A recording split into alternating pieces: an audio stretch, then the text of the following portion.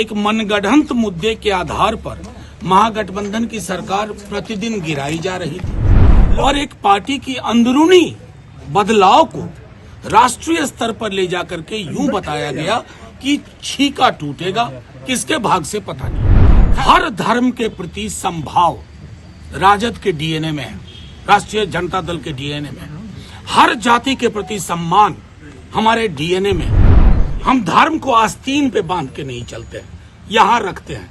हमारे राम मर्यादा पुरुषोत्तम बापू के राम है। हमें हमारे राम किसी से घृणा नहीं सिखाते हैं। हम हे राम वाले राम के लोग। बड़ी मुश्किल होगी कि कबीर अगर आ जाकर के हमारे बीच में कहें हन पूजे हरि मिले तो मैं पूजू पहाड़, ये तो सीधे आक्रमण है ना मूर्ति पे। कबीर ने किया ना। अब कबीर अगर पटना के जेपी गोलंबर पे आके यही बात कह दें तो आप उनका भी लिंचिंग कर देंगे, बीजेपी के लोग लिंचिंग करवा देंगे।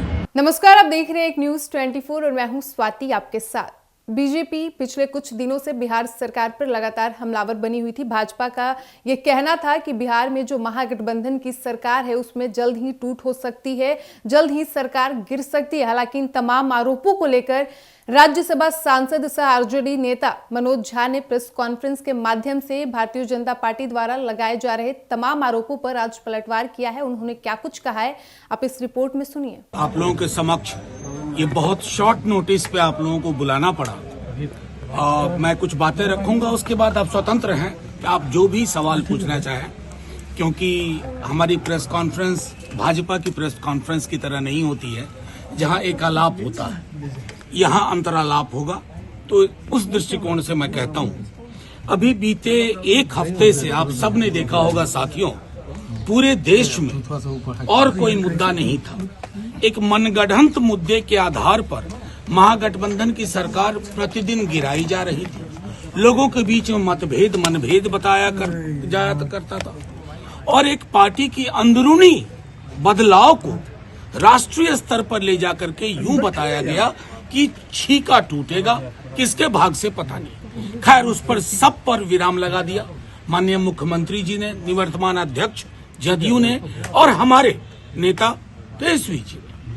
अब देखिए, मैं आप मीडिया के साथियों से आज हाथ जोड़ के एक विनती करता हूँ। आज सुबह से चलाई जा रही है एक बात हमारे एक विधायक के संदर्भ में, उनके बयान को लेकर के मैं आपके समक्ष एक दो चीजें रख देना चाहता हूँ। हर धर्म के प्रति समभाव राजद के डीएनए में है, राष्ट्रीय जनता दल के डीएनए में है। हर जाति के प्रति सम्मान हमारे डीएनए में। लेकिन क्या हम सावित्री बाई फुले को भुला दें? सावित्री बाई फुले और महात्मा फुले, सावित्री बाई फुले कौन थी शायद हमारे भाजपा के लोगों को नहीं पता होगा। मैं जानता हूं क्योंकि उनका इंटेलेक्चुअल कैपिटल, बौद्धिक पूंजी शून्य है। लेकिन सावित्री बाई फुले ने जो मंदिर के संदर्भ में कहा, विद्यालयों के संदर्भ में, शिक्षा के संदर्भ में कहा, आप उस संदर्भ को जब कोई एक विधायक हमारे उद्धृत करते हैं, एक वंचित समाज की से आने वाली महिला के लिए और उनके विचारों के लिए आप किस प्रकार की टिप्पणी करते हैं? मुझे हैरानी सिर्फ इस बात की है कि एक संदर्भ में चीजें थी, एक वंचित शोषित समाज को जगा रही थी, जिसे आज भी जागने की जरूरत है। अब उस बयान को मंदिर पर हमला, राजद का मंदिर पर हमला। अरे साहब, जितना कभी लालू जी से शास्त्रार्थ कर लीजिएगा, मंदिर और भगवान के बारे में जितनी जानकारी उनको है, हमारे दल के लोगों को है, शायद हमारी जानकारी बनावटी नहीं है। हम धर्म को आस्तीन पे बांध के नहीं चलते हैं, यहाँ रखते हैं। हमारे राम मर्यादा पुरुषोत्तम बापू के राम है। हमें हमारे राम किसी से घृणा नहीं सिखाते हैं। हम हे राम वाले राम के लोग हैं। अब भाजपा तय करे वो क्या है। मैं सिर्फ आपको ये कहना चाह रहा था, एक बयान जो एक वंचित शोषित समाज को अलग जगाने के लिए वो बयान दिया गया, और उस बयान के बाद जिस तरह की प्रतिक्रिया दी जा रही है, और मीडिया के हमारे साथियों, आप लोग कम से कम कुछ अनुसंधान कर लिया कीजिए। बड़ी मुश्किल होगी कि कबीर अगर आ जाकर के हमारे बीच में कहें हन पूजे हरि मिले तो मैं पूजू पहाड़, ये तो सीधे आक्रमण है ना मूर्ति पे। कबीर ने किया ना। अब कबीर अगर पटना के जेपी गोलंबर पे आके यही बात कह दें तो आप उनका भी लिंचिंग कर देंगे, बीजेपी के लोग लिंचिंग करवा देंगे। इस देश का एक बौद्धिक परंपरा रही है और उस बौद्धिक परंपरा में देवी देवता और धर्म की आलोचना भी हुई है, स्वस्थ आलोचना हुई है। मंदिर क्या है, विद्यालय क्या है, किसकी महत्ता है, वो सारी चीजें हैं। खुद हम लोगों का मानना है कि मंदिर मेरी व्यक्तिगत आस्था है, मेरे और मेरे ईश्वर के बीच का मामला है। उससे मंदिर में अगर मैं लाइन में भी खड़ा हूं, मुझे भी रोजगार चाहिए, मुझे नौकरी चाहिए, मुझे महंगाई पे काबू चाहिए, मुझे जो आय की असमानता है उस पर काबू होना चाहिए, लगाम लगनी चाहिए। उन सवालों को अगर सावित्रीबाई फुले के माध्यम से कोई उद्धृत करता है, कहां का बना दिया आपने इस देश को। महासागर वाला चरित्र था इस देश का, आपने तो इसको तालाब की तरह गदला बनाने की कोशिश कर डाली।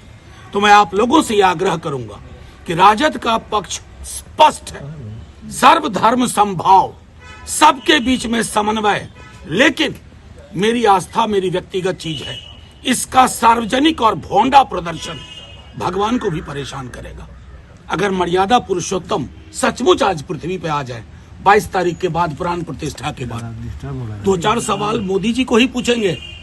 कबीर को क्या करेंगे, सावित्रीबाई फुले का क्या करेंगे, ज्योतिबा फुले का क्या करेंगे, बाबा साहब भीमराव अंबेडकर बोल के गए एनिहिलेशन ऑफ कास्ट, जाति का विनाश, उसका हम क्या करेंगे। और दूसरी छोड़िए, ज्यादा पीछे नहीं ले जाऊंगा, 4 दिन पूर्व असम के सीएम हिमंता बिस्वा शर्मा ने अपने आधिकारिक ट्विटर हैंडल पे लिखा कि शूद्रों का काम है बाकी के वर्णों की सेवा करना। ये हिंदुस्तान है आधुनिक भारतवर्ष, संविधान से चलने वाला। मुझे दुख हुआ कि मीडिया के एक बड़े वर्ग ने उसको चलाया ही नहीं। तो आपने सुना आरजेडी नेता सह राज्यसभा सांसद मनोज झा को, जिन्होंने बीजेपी द्वारा लगातार बिहार सरकार पर लगाए जा रहे तमाम आरोपों पर प्रेस कॉन्फ्रेंस कर पलटवार किया। उन्होंने कहा है कि पिछले कुछ दिनों से ये लगातार खबरें चल रही थी, बीजेपी का ये कहना था कि बिहार की महागठबंधन सरकार गिर सकती है, इसमें बड़ा टूट हो सकता है। हालांकि इन तमाम आरोपों पर बिहार के मुख्यमंत्री नीतीश कुमार और उप मुख्यमंत्री तेजस्वी यादव ने मुहर लगा दी है। वहीं उन्होंने आरजेडी विधायक द्वारा दिए गए बयान को लेकर कहा कि आरजेडी की डीएनए में स्टार्टिंग से ही रहा है वहीं आरजेडी विधायक द्वारा दिए गए बयान को लेकर बीजेपी लगातार हमलावर बनी हुई थी। इस पर भी मनोज झा ने कहा कि आरजेडी के डीएनए में शुरुआत से ही रहा है, हम सभी धर्मों के प्रति सद्भाव एवं सभी जातियों के प्रति सम्मान रखते हैं। साथ ही उन्होंने मीडिया कर्मियों से भी ये निवेदन किया है कि आप कोई भी खबर चलाने से पहले उस खबर पर विचार अवश्य करें। फिलहाल इस वक्त की खबर में इतना ही। वीडियो पसंद आया हो तो वीडियो को लाइक करें, शेयर करें, साथ ही हमारे यूट्यूब चैनल एक न्यूज 24 को सब्सक्राइब कर लें। यदि आप हमें फेसबुक पर देख पा रहे हैं तो हमारे फेसबुक पेज को भी फॉलो करें और आज से ही तमाम खबरों के लिए बने रहिए हमारे साथ। धन्यवाद।